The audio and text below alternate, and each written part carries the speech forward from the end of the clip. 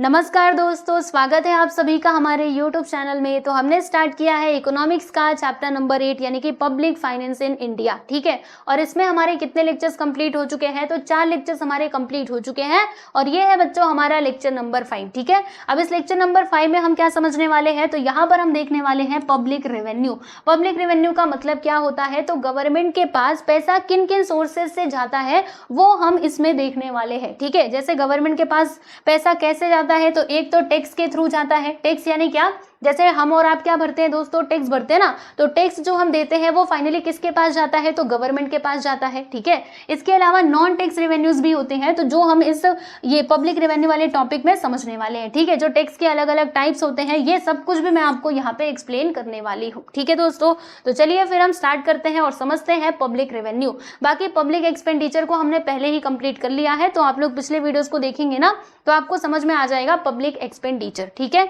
तो चलो चलते हैं हम हमारे आज के टॉपिक पर। ओके, यहाँ पर देखते हैं कि ये जो पब्लिक रेवेन्यू है ना दोस्तों, इसका मतलब क्या होता है? तो इसका मीनिंग होता है aggregate collection of income with the government through various sources. देखो, जैसे गवर्नमेंट के पास जो भी पैसा आ रहा है अलग अलग सोर्सेज से, ठीक है, तो उसका जो कलेक्शन होता है ना दोस्तों, उसको हम क्या कह सकते हैं? पब्लिक रेवेन्यू कह सकते हैं। जैसे टैक्सेस के थ्रू गवर्नमेंट के पास पैसा आया। Non tax revenue, non tax revenue मतलब क्या होता है? अदर देन टैक्स, मतलब टैक्स के अलावा दूसरे सोर्सेज से जब गवर्नमेंट के पास पैसा आता है तो उसको हम क्या कहते हैं बच्चों? उसको हम कहते हैं नॉन टैक्स रेवेन्यू। ठीक है, इसके बारे में हम पूरा डिटेल में देखेंगे, डोंट वरी, चिंता मत करना। ठीक है, तो पब्लिक रेवेन्यू आपको समझ में आ गया? ओके, वेरी गुड, अच्छी बात है। अब देखो यहाँ पे कुछ और बातें समझते हैं। Public revenue holds the permanent position in the study of public finance which is a part of study of economics. ठीक है, and this necessity of public revenue arises due to public expenditure. Yes everyone, हमें public revenue की जरूरत क्यों होती है? Because of public expenditure. आप सोचिए कि अगर आप खर्चा ही ना करो तो आपको इनकम क्यों चाहिए होगा, है ना? अगर आप खर्चा कर रहे हैं तभी तो आपको इनकम चाहिए ना। तो सेम चीज है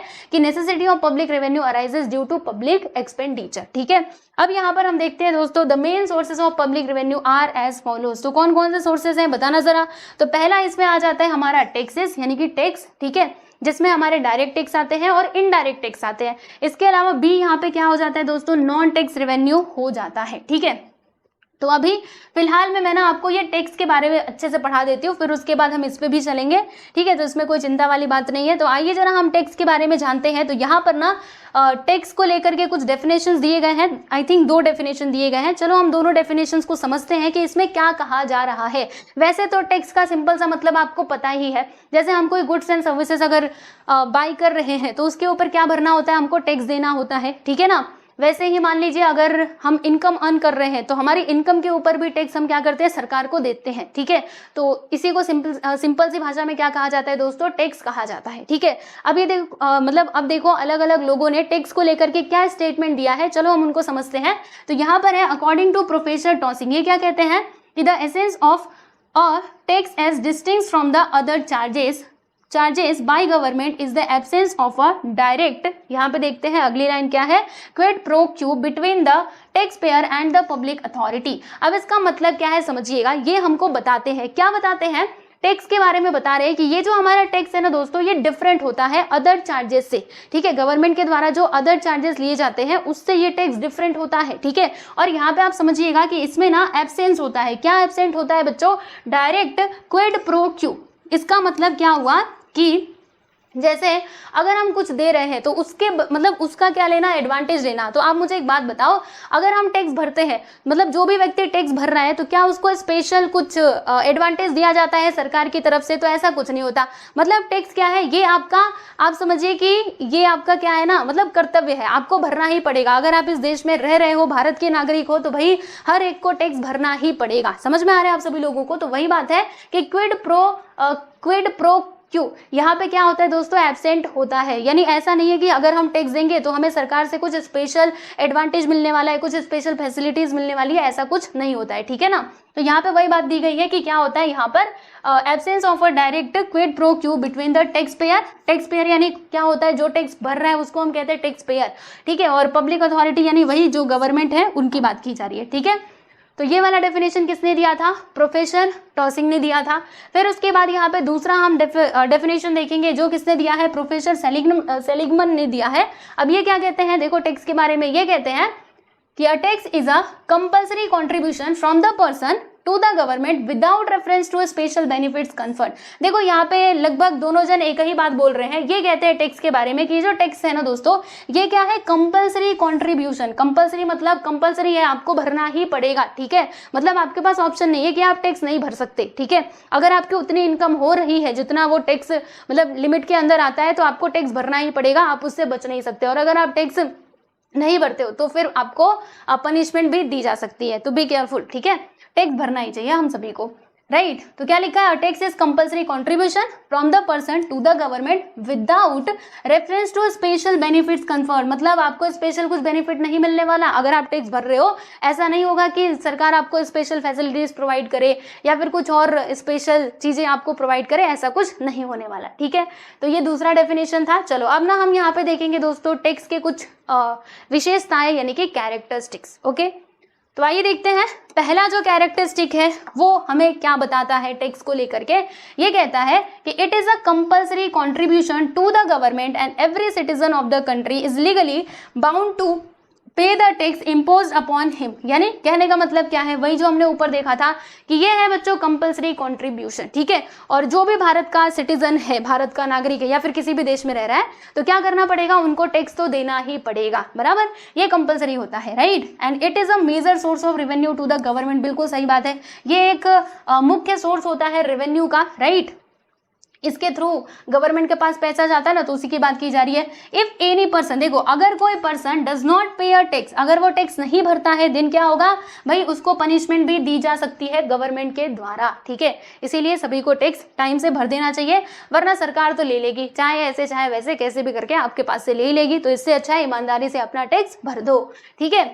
चलो भाई आगे चलते हैं। नेक्स्ट यहाँ पर हम सेकेंड पॉइंट की बात करेंगे। तो सेकेंड पॉइंट क्या है कि ये जो टैक्स है ये किसके द्वारा पे किया जाता है दोस्तों, टैक्स पेयर के द्वारा पे किया जाता है to enable government to incur expenses in the common interest of the society. जैसे कि देखो, जैसे जो सरकार हमसे टैक्स का पैसा लेती है, तो वो पैसों का यूज कहाँ पे करती है, वो हमारे ऊपर ही तो करती है। रोड्स बनाएंगे, ब्रिजेस बनाएंगे, रेलवे ट्रैक्स वगैरह बनवाएंगे, ठीक है, हमें बहुत सारी फैसिलिटीज प्रोवाइड करेंगे। यानी ये जो टैक्स का पैसा है ना दोस्तों, ये फाइनली हमारे लिए ही यूज किया जाता है। तो वही बात इसमें बताई गई है कि जो टैक्स है वो पे किया जाता है by the tax payer to enable government to, मतलब ये गवर्नमेंट को क्या सक्षम बनाती है ना, कि आप क्या कर सकते हो, आप अलग अलग जो विकास के कार्य है सोसाइटी के लिए जो बेनिफिशियल है, वो सारे काम आप कर सकते हो, ठीक है। चलो नेक्स्ट है यहाँ पे पॉइंट नंबर 3, जो हमें क्या बताता है कि the payment of a tax by a person does not entitle him to receive any direct and proportionate benefits or services from the government in return for the tax। ये जो हमने ऊपर देख ही लिया था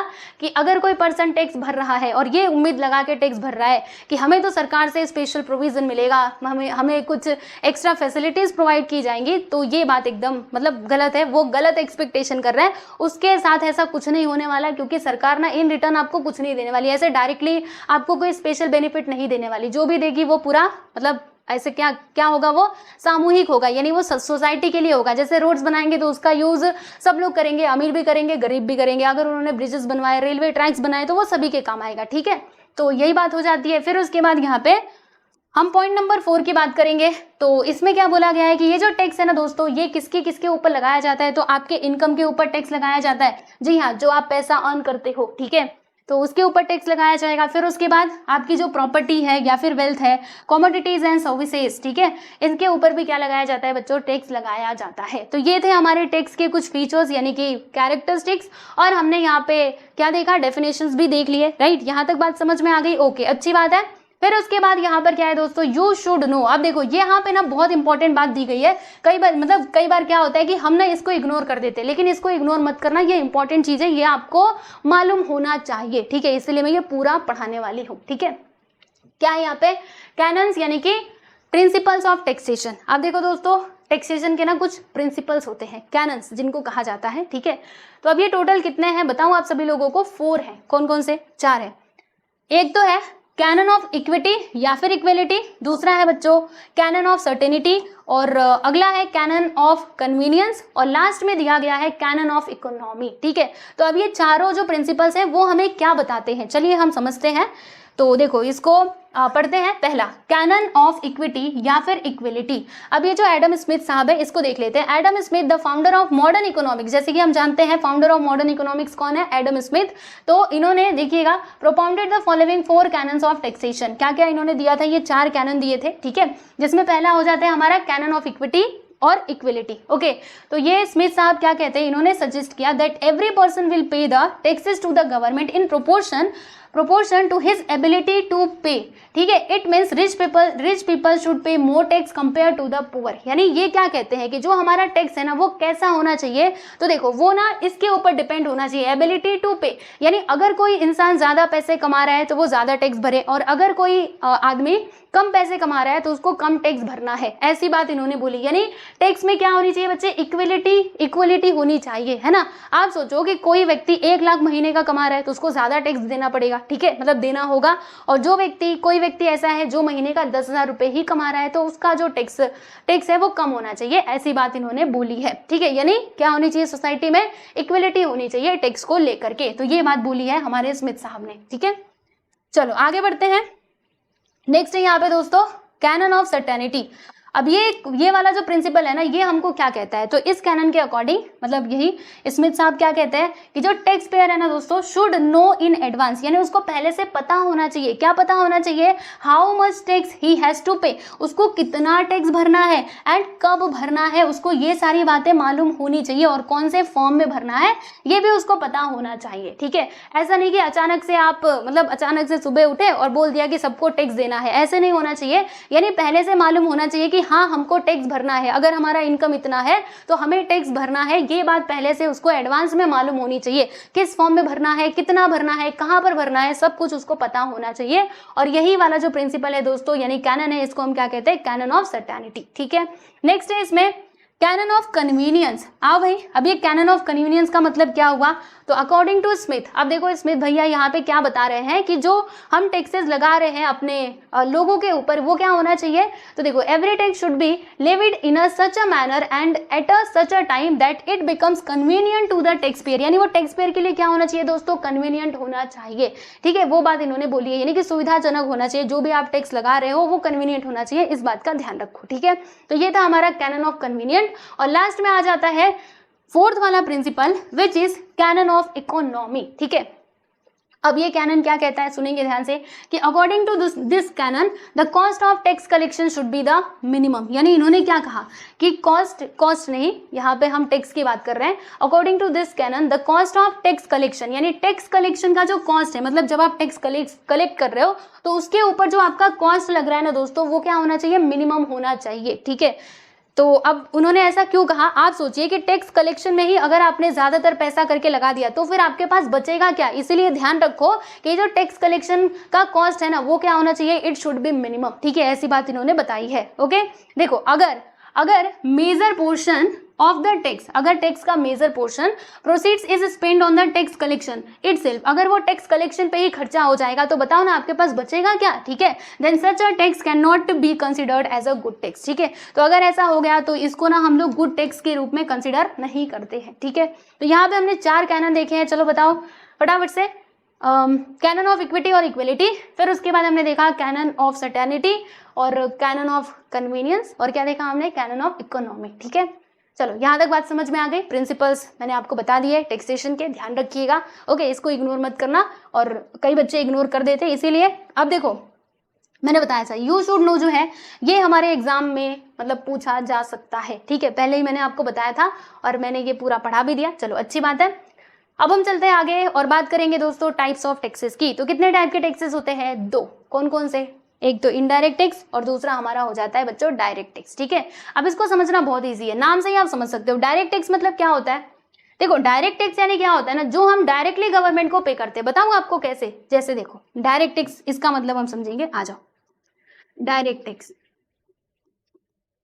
डायरेक्ट टैक्स यानी क्या होता है, हम डायरेक्टली गवर्नमेंट को पे करते हैं। जैसे मान लो यहाँ पे मिस्टर ए है, ठीक है, मिस्टर ए ए क्या कर रहे हैं, अपना जो इनकम टैक्स है ना, इनकम के ऊपर जो उनका टैक्स बनता है वो क्या कर रहे हैं, वो टैक्स पे कर रहे हैं। तो क्या करेंगे, ये डायरेक्टली सरकार के पास जाएंगे, लो भैया ये हमारी मान लीजिए गवर्नमेंट है, ठीक है, तो ये जो मिस्टर ए है वो इनकम टैक्स भर रहे हैं, बराबर, तो ये डायरेक्टली गवर्नमेंट के पास जाएंगे और जो टैक्स है, टैक्स का पैसा है वो ले जाकर के दे देंगे, ठीक है। तो ये वाला जो टैक्स होता है ना दोस्तों, इसी को हम क्या कहते हैं, डायरेक्ट टैक्स कहते हैं, बराबर। डायरेक्ट टैक्स के और भी एग्जांपल्स हो सकते हैं, इनकम टैक्स हो गया, फिर उसके बाद आपका प्रॉपर्टी यानी कि वेल्थ के ऊपर जो टैक्स लगता है वो सब किस में आ जाते हैं दोस्तों, डायरेक्ट टैक्स के अंदर आ जाते हैं, ठीक है। ओके, समझ में आ गया, चलिए अच्छी बात है। फिर यहाँ पर मैं दूसरे नंबर पे बात करूंगी दोस्तों इनडायरेक्ट टैक्स की। तो अब ये इनडायरेक्ट टैक्स क्या होता है, देखो इनडायरेक्ट टैक्स का मतलब क्या होता है ना कि हम ना डायरेक्टली गवर्नमेंट को टैक्स नहीं देते हैं। यानी कहने का मतलब क्या है, देखो कहने का मतलब सीधा सा है, जैसे हमने कोई सामान खरीदा, हम कोई सामान खरीद रहे हैं या फिर हमने कोई सर्विसेज मतलब सर्विसेज को हमने कंज्यूम किया, ठीक है, तो वहां पे जो हम टैक्स दे रहे हैं ना वो हम डायरेक्टली सरकार को नहीं देते, बल्कि जो बीच में मिडिल मैन होता है, जैसे मान लो कि ये एक कौन है भैया, शॉपकीपर, यानी मतलब शॉपकीपर हम कह सकते हैं, मैन्युफैक्चरर या फिर हम कुछ भी कह सकते हैं इसको, ठीक है, जो यहाँ पे मिडिल मैन का काम कर रहा है। और यहाँ पे मान लीजिए मिस्टर ए है, ठीक है, अब इन्होंने क्या किया, यहाँ से कुछ सामान इन्होंने खरीदा, ठीक है, तो अब इन्होंने सामान खरीदा तो पूरा सामान का पैसा दिया, जिसमें जीएसटी यानी कि जो हमारा टैक्स है ना वो भी इंक्लूडेड था, ठीक है। तो टैक्स यहाँ पे किसके पास गया है, ये जो बीच में पर्सन आ रहे हैं इसके पास गया, ठीक है। अब ये पर्सन क्या करेगा, ये जाकर के जो हमारी गवर्नमेंट है उसको ये टैक्स यहाँ पर देने वाला है, ठीक है। तो देखो दोस्तों यहाँ पे हम डायरेक्टली गवर्नमेंट से कॉन्टेक्ट नहीं कर रहे, बल्कि टैक्स कैसे जा रहा है, तो पहले यहाँ से यहाँ पर गया, फिर उसके बाद यहाँ से वो गवर्नमेंट के पास जाएगा। तो ये जो टैक्स होता है दोस्तों, इसी को हम कहते हैं बच्चों इनडायरेक्ट टैक्स। डायरेक्ट मतलब डायरेक्टली आप सरकार से कॉन्टेक्ट करोगे, इनडायरेक्ट यानी बीच में आ जाएगा मिडिलमैन, ठीक है, ध्यान रखिएगा। तो आ जाइए देखते हैं डायरेक्ट टैक्स और इनडायरेक्ट टैक्सेस के बारे में। ओके चलो तो पढ़ते हैं इसका एक्सप्लेनेशन। क्या लिखा हुआ है कि it is paid by the tax pair on his income and property, income और प्रॉपर्टी के ऊपर ये टैक्स दिया जाता है generally. And the burden of tax, इसमें क्या होता है, जो बर्डन ऑफ टैक्स है ना दोस्तों, ये डायरेक्टली किसके ऊपर होता है, उस पर्सन के ऊपर होता है जो टैक्स पे कर रहा होगा, यानी जिससे टैक्स वसूल किया जाना है, ठीक है, उसके ऊपर ये बर्डन पड़ता है। जैसे इनकम टैक्स की मैं बात करूं तो अब अगर इनकम टैक्स मुझे भरना है तो मेरी ही इनकम के ऊपर मुझे भरना पड़ेगा, यानी पूरा जो बर्डन है वो किसके ऊपर आया, मेरे सिर पे आया, ठीक है। तो वही है as he cannot transfer the burden of the tax to others, यानी जो टैक्स का बर्डन है ना वो मैं किसी और के ऊपर ट्रांसफर नहीं कर सकती, क्योंकि इनकम मेरी हो रही है तो मुझे ही टैक्स भरना पड़ेगा। अब ऐसे नहीं कि मेरे ऊपर मतलब मेरा जो टैक्स है वो मैंने किसी और को दे दिया, मेरे किसी फ्रेंड के ऊपर मैंने ट्रांसफर कर दिया, ऐसा नहीं हो सकता। अगर आपकी इनकम हो रही है तो आपको ही टैक्स भरना पड़ेगा, ठीक है। Impact and incidence of direct tax falls on the same person, समझ में आया। जो इम्पैक्ट और इंसिडेंस होता है दोस्तों वो सेम पर्सन के ऊपर ही मतलब जाता है, ठीक है। For example personal income tax और wealth tax, right. So direct tax I think आपको समझ में आ गया होगा। अब देखो दोस्तों यहाँ पे इनडायरेक्ट टैक्स की हम बात करेंगे, तो ये जो इनडायरेक्ट टैक्स होता है ना इसका सबसे अच्छा एग्जांपल क्या है बच्चों, जीएसटी, ठीक है, यानी कि गुड्स एंड सर्विस टैक्स। जो गुड्स एंड सर्विसेज के ऊपर लगाया जाता है उस टैक्स को हम क्या कहते हैं बच्चों, गुड्स एंड सर्विस टैक्स यानी कि जीएसटी कहते हैं, ठीक है। तो अब देखो it is levied on goods and services, goods और सर्विसेज, ठीक है। It is paid at the time of production और sale and purchase of commodity और अ सर्विस, यानी कि ये वाला जो टैक्स है ना दोस्तों ये कब पे किया जाता है, eight the time of production, या फिर जब हम सेल एंड परचेज करते हैं कमोडिटी को या फिर सर्विस को, तब ये किया जाता है, ठीक है। अब देखो इसमें हमने देखा था कि जो बर्डन है ना वो डायरेक्ट उसी पर्सन के ऊपर पड़ता है, लेकिन इसमें क्या होता है, जो बर्डन है ना दोस्तों वो किसके ऊपर पड़ता है, बताऊं आप सभी लोगों को। इसमें हम क्या कर सकते हैं, ट्रांसफर। जैसे इसमें देखो आपको बताती हूँ, ये जो बीच में मिडिल मैन था, समझिएगा, ये जो बीच में मिडिल मैन था, ठीक है, इसने क्या किया, जो टैक्स का बर्डन है ना वो किसके ऊपर डाल दिया, ये मिस्टर ए के ऊपर डाल दिया, क्योंकि पूरा टैक्स का पैसा किसने भरा है, बोलो किसने भरा है, मिस्टर ए ने ही दिया ना। पूरा टैक्स का जो भी पैसा था उन्होंने किसको दिया, मतलब ये मिडिलमैन जो बीच में था इसको दे दिया, ठीक है। तो सारा टैक्स का बर्डन किसके ऊपर आया, इस पर्सन के ऊपर आया, ना कि इसके ऊपर आया, समझ रहे हो कि नहीं। तो यहाँ पे क्या होता है कि एक्चुअल में बर्डन किसके ऊपर पड़ता है, तो इसके ऊपर पड़ता है, समझ में आ रहा है। फिर उसके बाद यहाँ से ये गवर्नमेंट के पास जाता है, तो वही बात यहाँ पे बताई गई है, समझेंगे जरा। The burden of an indirect tax can be shifted bye the tax pair. Tax payer मतलब प्रोड्यूसर, यानी जो गुड्स को प्रोड्यूस कर रहा है, ये जो बीच में मिडिल मैन है ना दोस्तों, मान लीजिए ये है प्रोड्यूसर, ठीक है। तो ये जो प्रोड्यूसर है ना इसने खुद टैक्स ना पे करके क्या कर दिया, टैक्स का जो लोन मतलब टैक्स का जो बर्डन है ना वो किसके ऊपर डाल दिया, ये जो उसका कंज्यूमर था जो सामान को खरीद रहा था उसके ऊपर डाल दिया, ठीक है। तो वही बात इसमें बताई गई है कि टैक्स पेयर यानी कि प्रोड्यूसर टू अदर पर्सन, यानी अदर पर्सन यानी क्या, वही जो सामान को खरीद रहा है उसके ऊपर हम क्या कर सकते हैं, टैक्स का बर्डन डाल सकते हैं, बराबर। आगे देखिएगा, तो हम क्या कहेंगे, Hence impact and incidence of tax are on different heads, मतलब अलग हेड्स पे होता है, यानी कि वो दूसरे के सिर पे होता है। देखा ना हम लोगों ने, एग्जाम्पल आप देख सकते हो, जैसे कि यहाँ पे जीएसटी, ठीक है, जीएसटी किसका एग्जाम्पल है? जैसे देखो हमने कोई सामान खरीदा, ओके, सामान तो हमने खरीद लिया, हमने पूरा उसका पैसा पे किया जिसमें जीएसटी भी इंक्लूडेड था। तो जीएसटी किसने पे किया भाई? टैक्स किसने पे किया? हमने पे किया, मतलब पूरा बर्डन हमारे ऊपर ही आया, ठीक है। बीच वाला जो प्रोड्यूसर है उसके ऊपर तो कोई फर्क नहीं पड़ा, उसको कुछ नहीं, वो उसने हमसे पैसा इकट्ठा किया, यानी हमसे जीएसटी लिया और फिर वो सरकार को दे देगा, यानी उसके ऊपर कोई लोड नहीं गया। तो ये बात हो जाती है, ठीक है। तो जीएसटी जो है इसने बहुत सारे टैक्सेस को रिप्लेस किया। और जीएसटी कब आया था? अभी ना मैं आपको आगे भी दिखाऊंगी जीएसटी के बारे में। जीएसटी के बारे में ना यहाँ पे, हाँ ये देखो, जीएसटी के बारे में कुछ बातें हैं जो हम फटाफट से समझ लेते हैं। देखो इसमें कुछ इंपॉर्टेंट बातें, देखो दोस्तों, ये जो डू यू नो है ये आपके एग्जाम के लिए इंपॉर्टेंट नहीं है, यानी इसमें से सवाल नहीं पूछे जाएंगे। यू शुड नो ये आपको पढ़ना है, डू यू नो नहीं पढ़ोगे तो भी चलेगा, ठीक है। तो जीएसटी के बारे में कुछ इंपॉर्टेंट बातें बता देती हूँ। इसका फुल फॉर्म होता है गुड्स एंड सर्विस टैक्स, और ये कब मतलब हमारे इंडिया में शुरू हुआ था? तो 1 जुलाई 2017 से, ठीक है, याद रखिएगा। और इसमें आपको क्या ध्यान रखना है? और इसमें आपको ध्यान रखना है बच्चों, जीएसटी के अलग अलग टाइप्स होते हैं, जैसे कि यहाँ पे देखो सीजीएसटी होता है, एसजीएसटी होता है। सीजीएसटी मतलब क्या होता है? Central goods and service tax, central goods and service tax, यानी जो सेंट्रल गवर्नमेंट के द्वारा कलेक्ट किया जाता है। एसजीएसटी यानी state GST, state goods and service tax, जो स्टेट गवर्नमेंट कलेक्ट करती है। फिर उसके बाद इसमें आ जाता है बच्चों आईजीएसटी। आईजीएसटी मतलब क्या होता है? Integrated goods and service tax, ठीक है, मतलब जब इंटर स्टेट ट्रांजेक्शन होता है, दो स्टेट के बीच में जब ये ट्रांजेक्शन होता है ना, तब जाके ये वाला टैक्स लगाया जाता है। ओके, समझ में आ रहा है? तो ये हो गया दोस्तों जीएसटी के बारे में कुछ बातें। बाकी और भी आपको पढ़ना है तो पढ़ सकते हो, बाकी इंपॉर्टेंट नहीं है, इसीलिए मैं इसको जाने देती हूँ और हम हमारे ये वाला जो पॉइंट है इसी को कंटिन्यू करते हैं, राइट। तो इनडायरेक्ट टैक्सेस, डायरेक्ट टैक्सेस आप समझ गए, जीएसटी भी मैंने आपको समझा दिया। अब देखो यहाँ पे डू यू नो में एक और बात बताई गई है डायरेक्ट टैक्स के बारे में, और ये मैं आपको पूरा ही समझाने वाली हूँ, ठीक है, ये आपको पता होना चाहिए। तो चलो समझते हैं। Direct tax are further classified into 3 categories depending upon the rate of tax, यानी रेट ऑफ टैक्स के आधार पे जो हमारा डायरेक्ट टैक्स है इसको कैटेगराइज किया गया है। 3 इसके क्लासिफिकेशन है। चलो देखते हैं। यहाँ पे सबसे पहले आ जाता है प्रोपोर्शनेट टैक्स, दूसरा आएगा बच्चों प्रोग्रेसिव टैक्स, और तीसरा आ जाएगा हमारा रिग्रेसिव टैक्स, ठीक है। एक और होता है डिग्रेसिव, लेकिन वो यहाँ पे दिया नहीं है। अब जब नहीं दिया है तो उसको जाने दो, है ना। चलो आ जाओ। प्रोपोर्शनेट टैक्स का मतलब क्या होता है, चलो हम समझते हैं। इसका मतलब ये होता है दोस्तों कि when a tax is levied at the same, इसको अंडरलाइन करना, same and constant rate on all incomes, it is called a proportional tax. यानी जब टैक्स का रेट जो है ना वो हर एक के लिए सेम रहता है, ठीक है, मतलब इनकम आपकी चाहे 10 लाख हो, मतलब 1 लाख हो, या फिर 20,000 हो, 30,000 हो, सब पे टैक्स क्या रहने वाला है? सेम टू सेम रहने वाला है। इसमें टैक्स का रेट चेंज नहीं होने वाला, किसमें? प्रोपोर्शनेट टैक्स में, ठीक है। तो ऐसा जो जब भी हमको टैक्स रेट देखने के लिए मिलता है तो हम उसको क्या कहेंगे दोस्तों? प्रोपोर्शनेट टैक्स कहेंगे, ठीक है। यानी इसमें क्या होता है? सेम एंड कांस्टेंट होता है ऑन ऑल इनकम, सारे इनकम पे। आप ज्यादा कमा रहे हो, कम कमा रहे हो, आपका जो टैक्स का रेट है वो सेम ही रहेगा। अगर टैक्स रेट है 10% तो 10% रहेगा सभी के लिए। क्लियर? चलो आगे बढ़ते हैं। प्रोग्रेसिव टैक्स, अब देखो नाम से ही समझ में आ गया होगा आप सभी लोगों को, प्रोग्रेसिव यानी कि बढ़ते रहता है, ठीक है। देखो अगर आपकी इनकम बढ़ेगी तो आपका टैक्स रेट भी बढ़ जाएगा, अगर आपकी इनकम घटेगी टैक्स रेट भी घट जाएगा, ठीक है। और हमारे इंडिया में यही वाला टैक्स है। कौन सा टैक्स है भाई? प्रोग्रेसिव टैक्स है, ठीक है। देखते हैं। देखो वो टैक्स जिसका the rate of which increases with every increase in income, मतलब आपके इनकम के साथ अगर टैक्स का जो रेट है वो भी इंक्रीज हो रहा है तो उसको हम कहते हैं दोस्तों प्रोग्रेसिव टैक्स, ठीक है। और इंडिया में हमारे पास कौन सा टैक्स है भाई? प्रोग्रेसिव टैक्स रेट सिस्टम है, याद रखिएगा, ठीक है। तो आपसे पूछा जाएगा कि इंडिया में बताओ कौन सा टैक्स वाला सिस्टम है, आप बताएंगे प्रोग्रेसिव, ठीक है। यहाँ पे तीसरे नंबर पे आ जाता है बच्चों रिग्रेसिव, ठीक है। अब ये रिग्रेसिव टैक्सेस क्या है? तो इसमें ना थोड़ा सा अपोजिट हो जाता है, ठीक। देखो बताती हूँ कैसे अपोजिट हो जाता है, सुनो। इसमें क्या कहा जाता है कि जिस व्यक्ति की इनकम ज्यादा रहेगी उसका टैक्स कम रहेगा, जिस व्यक्ति की इनकम कम रहेगी और उसका टैक्स क्या होगा, मतलब उसका टैक्स क्या होगा आपको बताती हूँ, क्या हो जाएगा? ज्यादा रहेगा, ठीक है। यानी इसमें ना इसका समझो कि अपोजिट होता है। देखो in regressive taxation the larger the income of a taxpayer the smaller is the proportion of tax, यानी कि अगर आपकी इनकम ज्यादा है ना बच्चों तो क्या होगा?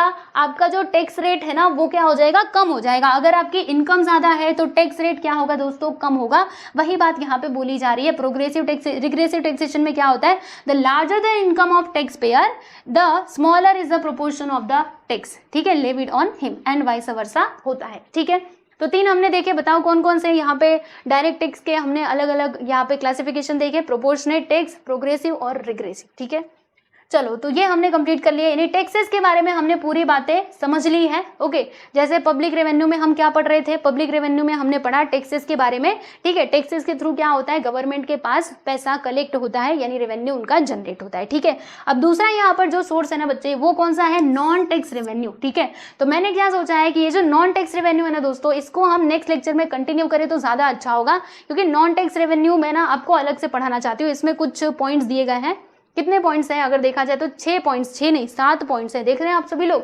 तो ये 7 पॉइंट्स को हम लोग कवर करेंगे हमारे अगले वीडियो में, यानी कि लेक्चर नंबर 6 में। ठीक है, अभी फिलहाल के लिए इतना ही रहने देते हैं, और जितना मैंने आपको सिखाया है अच्छे से समझिए, पढ़ाई करते रहिए। बाकी हमारे ना हर एक चैप्टर के 1 शॉट के लेक्चर्स भी अवेलेबल हैं इसी चैनल पर, प्लेलिस्ट में जाना आपको मिल जाएगा। ठीक है, तो वहां से आप लोग 1 शॉट के भी लेक्चर्स देख सकते हैं। तो मेरा सजेशन क्या रहेगा, पहले तो आप क्या करो, पूरे चैप्टर को अच्छे से पढ़ो। ठीक है, फिर उसके बाद जब मान लीजिए आपका एग्जाम अब आने वाला है, तो आपको क्या करना है, रिवीजन करना है। तो उस टाइम पे आप क्या कर सकते हो, 1 शॉट लेक्चर्स का यूज कर सकते हो, क्योंकि एक ही वीडियो में आपको पूरा चैप्टर कंप्लीट मिलेगा। ओके, तो वो आपके लिए ज्यादा हेल्पफुल रहेगा। लेकिन अभी मत पढ़ना, 1 शॉट जो है ना, जब एग्जाम एकदम नजदीक आने वाला रहेगा और फाइनली आपको रिवीजन करना है, तो उस टाइम पे 1 शॉट के लेक्चर्स काफी ज्यादा हेल्पफुल साबित होंगे। ठीक है, तो चलिए भाई, मिलते हैं नेक्स्ट वीडियो में। ध्यान रखिए आप सभी लोग अपना, और वीडियो कैसा लगा कमेंट सेक्शन में जरूर बताना।